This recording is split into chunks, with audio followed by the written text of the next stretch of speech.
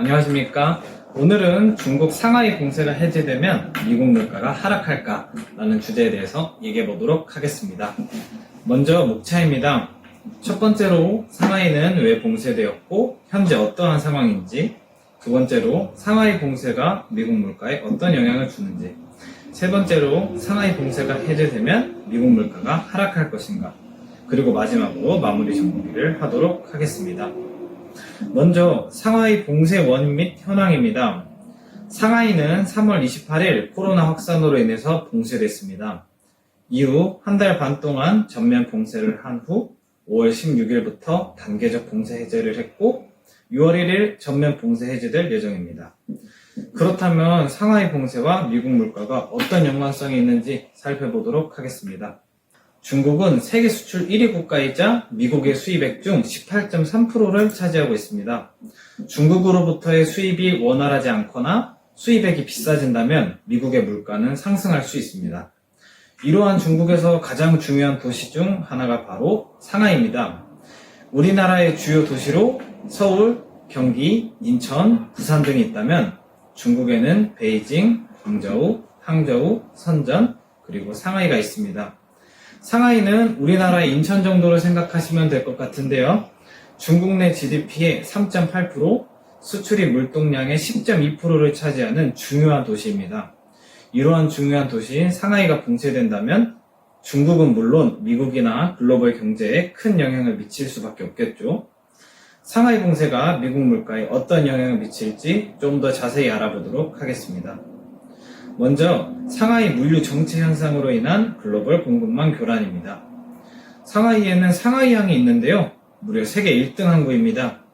상하이항이 직접적으로 봉쇄되지는 않았지만 상하이 시내가 전면 봉쇄되면서 물류순환에 차질을 빚고 있는데요.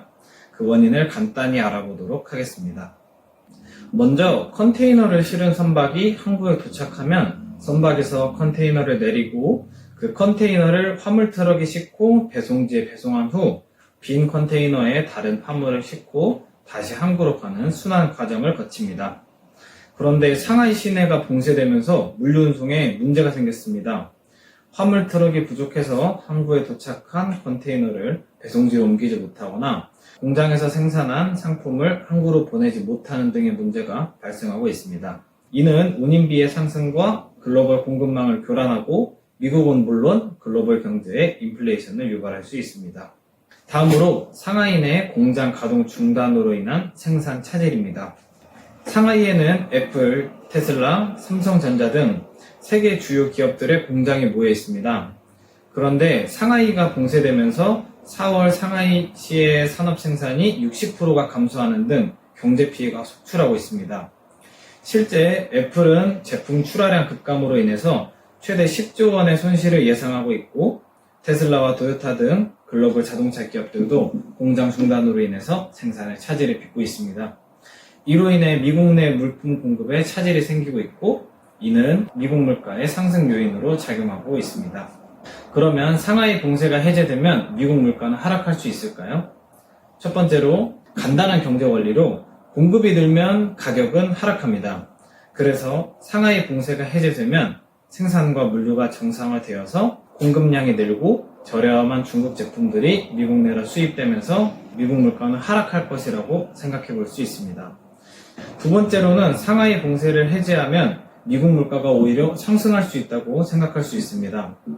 중국산 값싼 제품이 미국으로 수입되고 물류가 정상화되는데 어떻게 미국 물가가 상승할 수 있을까요? 바로 상하이에 정체되어 있던 물류가 미국 서부 항만으로 쏠리면서 미국 내 물류 대란이 일어날 수 있고 이는 미국 물가를 상승시킬 수 있다는 관점입니다. 현재 미국 내에는 물류 관련 여러 문제점이 있는데요. 첫 번째 문제는 항만 인력과 운송 인력의 부족입니다. 코로나 발생 이후 수요의 급감으로 기업들은 구조조정을 통해 직원 축소, 트럭 매각 등 운송 인프라를 감축시켰습니다. 항만은 숙련도가 필요한 작업이라 직원이 한번 줄어들면 대체 인력을 구하기가 쉽지가 않습니다. 그래서 항만 인력이 많이 부족한 상황입니다. 또한 미국은 화물을 옮길 트럭 기사가 부족합니다. 트럭 기사 같은 3D 업종은 외국인의 비중이 높습니다. 그런데 트럼프 대통령 시절 반이민 정책으로 외국인 수가 줄었고 코로나 이후 외국인 입국 금지가 이어지면서 트럭 기사의 수가 많이 줄었습니다. 미국 트럭 운송협회에 따르면 2021년 미국 내 트럭 운전기사 수가 8만 명이 부족한 것으로 추산되고 이 숫자는 앞으로 증가할 것이라고 합니다. 이러한 문제 때문에 상하이의 정체된 물량이 한 번에 LA항, 롱비치항으로 향한다면 미국 내 물류 정체 현상이 발생할 수 있습니다. 두 번째 문제는 서부항만의 낮은 화물 처리 능력입니다. 중국에서 미국으로 가는 주요 항구는 미국 서부항만의 LA항과 롱비치항입니다.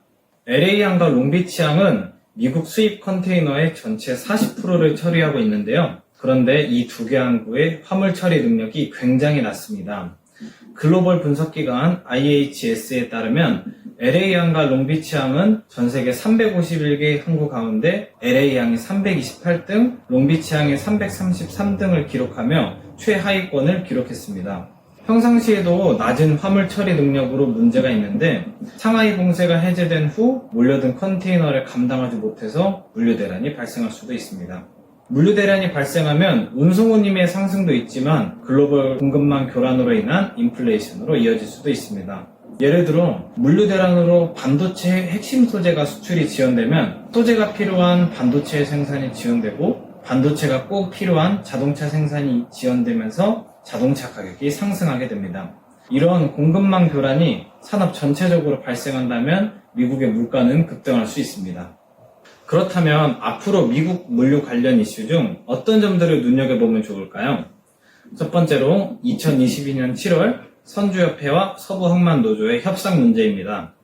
협상의 주요 내용은 임금 인상과 항만 자동화인데요. 노조 측은 항만 자동화가 되면 자신들의 일자리를 잃게 될 것이라고 주장하고 있고, 협회는 항만 자동화가 되면 24시간이 작업이 가능하므로 작업 효율성이 30% 이상 증가할 것이라고 주장하고 있습니다. 항만 자동화는 핵심적인 요소지만 노조 측이 일자리를 잃을 수 있는 문제이기 때문에 협상이 쉽지가 않습니다. 협상이 타결되지 않을 시 노조의 파업 가능성도 높다고 분석되고 있습니다. 실제 2014년 노조-협회 간 협상이 타결되지가 않아서 노조 측이 파업을 했던 이력이 있습니다. 노조가 파업을 한다면 심각한 물류대란이 일어날 수 있습니다. 두 번째로 연말 대목을 앞둔 계절적 수요의 증가입니다. 전통적으로 10월에 중국의 국경절, 11월 블랙 프라이데이, 12월 성탄절 등을 대비해서 물류량이 늘어납니다. 상하이발 물류 증가와 계절적 수요 증가가 합쳐지는 시점이라서 올해는 물류 대란이 심화될 것으로 전망됩니다. 자, 지금까지 조금 복잡할 수 있는 주제로 얘기를 해보았는데요. 마지막으로 정리해보는 시간 가지고 마무리해보도록 하겠습니다. 첫째, 상하이 봉쇄가 해제되면 정체되었던 상하이발 물류가 미국으로 몰릴 수 있다. 미국은 화물을 처리할 트럭 기사와 트럭의 부족, 그리고 주요 항만의 낮은 화물 처리 능력의 이유로 물류 대란이 일어날 수 있다. 둘째, 물류 대란이 일어나면 미국 소비자 물가지수 CPI의 구성 요소 중 큰 비중을 차지하는 운송비가 상승하게 되고, 이 운송비 상승은 미국 물가를 상승시키는 요인으로 작용될 수 있다. 마지막으로 앞으로 주목해야 될 점으로는 연말 대목과 상하이 봉쇄 해제로 물동량이 많아질 텐데, 이 화물을 처리할 화물 트럭 기사들의 수가 충분히 늘어날 것인가, 그리고 2022년 7월 예정된 미국 서부항만의 노조와 협회 간의 협상 문제가 어떻게 흘러갈 것인가, 이 정도가 있겠습니다. 경제 상황이 불안정할수록 더 다양한 관점으로 철저히 준비한다면 좋은 결과를 얻을 수 있을 것이라고 생각됩니다. 앞으로 상황이 어떻게 전개될지 다 함께 관심을 가지고 지켜봐 보시죠. 감사합니다.